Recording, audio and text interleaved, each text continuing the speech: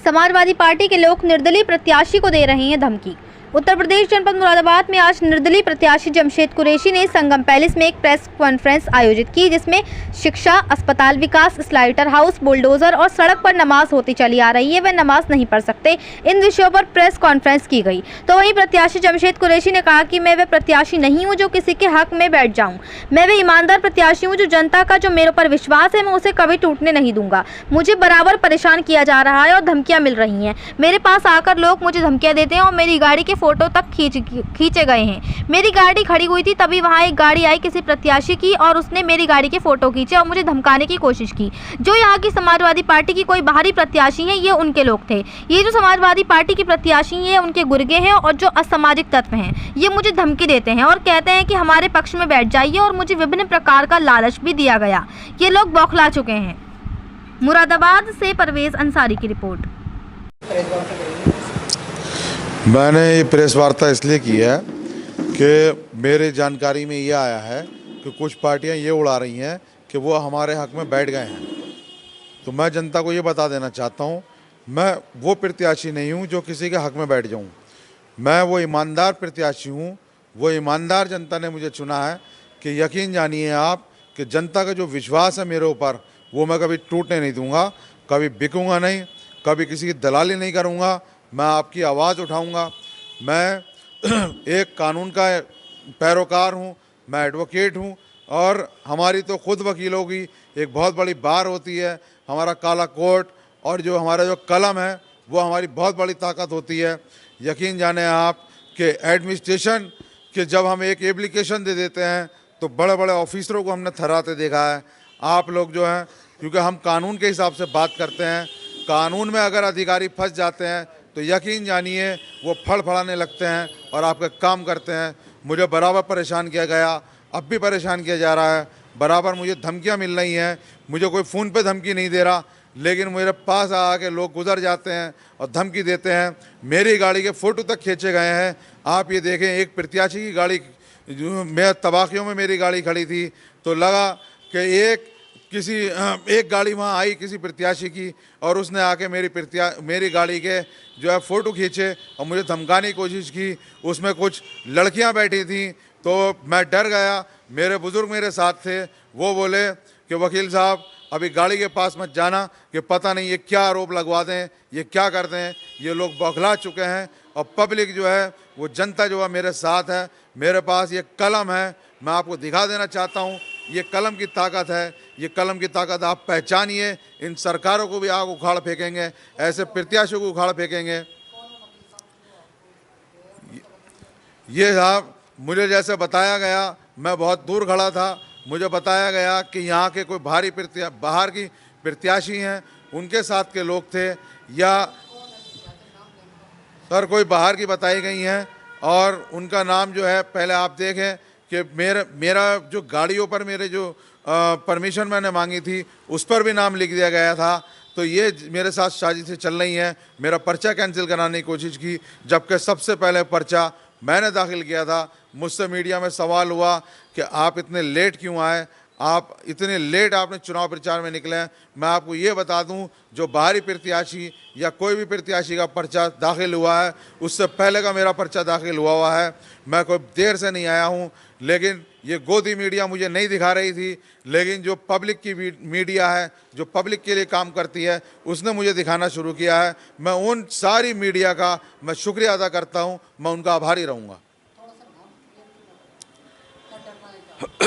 जी, मैं ये बता दूं आपको कि जिस तरह से मुझे धमकियां मिली हैं वो तरह तरह के मुझे जो उत्पीड़न सहना पड़ रहा है। मेरी गाड़ियों के जो फ़ोटो खींचे गए हैं उसमें ये बताया गया कि हम जो हैं, जो बाहर से प्रत्याशी हैं समाजवादी पार्टी की, हम उनके लोग हैं। ये वहाँ पे जो शोर मचाया गया है और ऐसा हुआ है।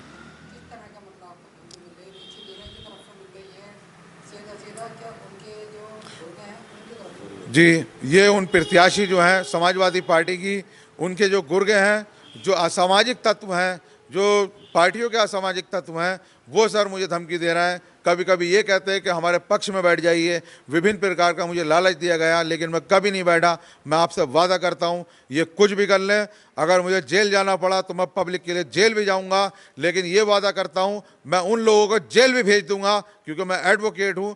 मैं जैसा जो वो करेंगे मैं वैसा उनके साथ कर भी सकता हूँ, कानून के मुताबिक कर सकता हूँ। जी सर, मुझे धमकियाँ बहुत मिल रही हैं।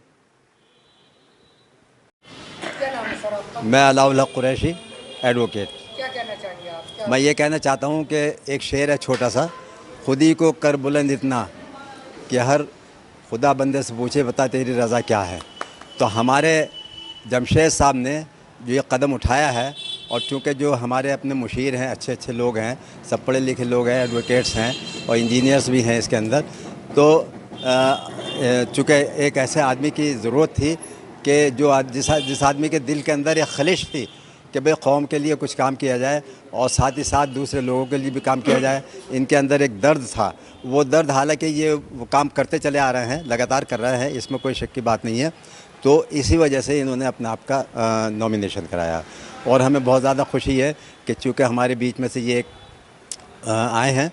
और अब तक तो हमने कितने इलेक्शन कराए हैं और जितने इलेक्शन कराए हैं उस तमाम बाहर के प्रत्याशी आए हैं, और कोई भी प्रत्याशी मतलब जीतने के बाद फिर पलटा नहीं है।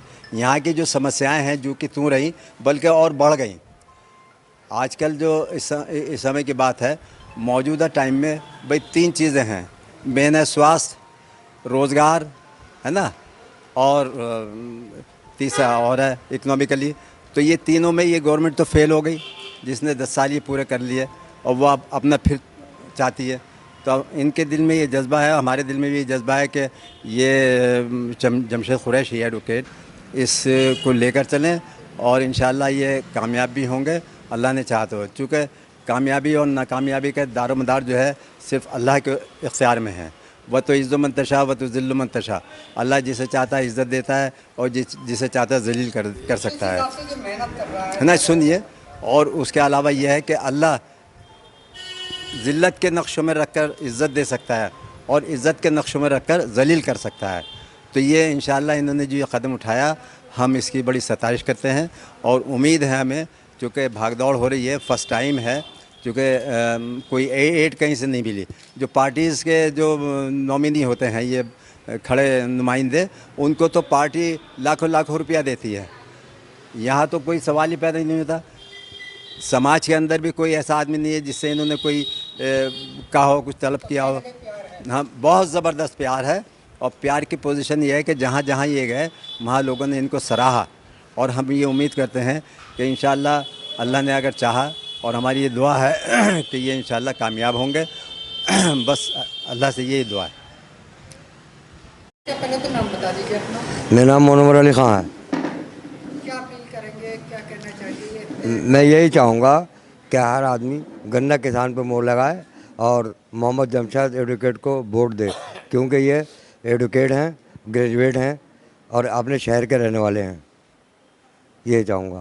किस हिसाब से रुचि मेरा भी फाइट में है, ये भी है, क्या है मन बनाए हुए आप? भाई ये आज़ाद उम्मीदवार हैं, ग्रेजुएट हैं, ये पार्लियामेंट में बोलेंगे, क्योंकि ये वकील हैं, ये अदालत में बोलते हैं तो पार्लियामेंट में बोलेंगे। रुचि मेरा भी कह रही है मैं पार्लियामेंट में जाऊंगी, क्या कुछ काम करूंगी जीतने के बाद। हम उन्हें तो नहीं जानते इतना, हाँ तो क्या कहना चाहते हैं? ना, उनके बारे में तो हम जानते भी नहीं हैं कौन है क्या है वो। हाँ, नहीं जानते आप?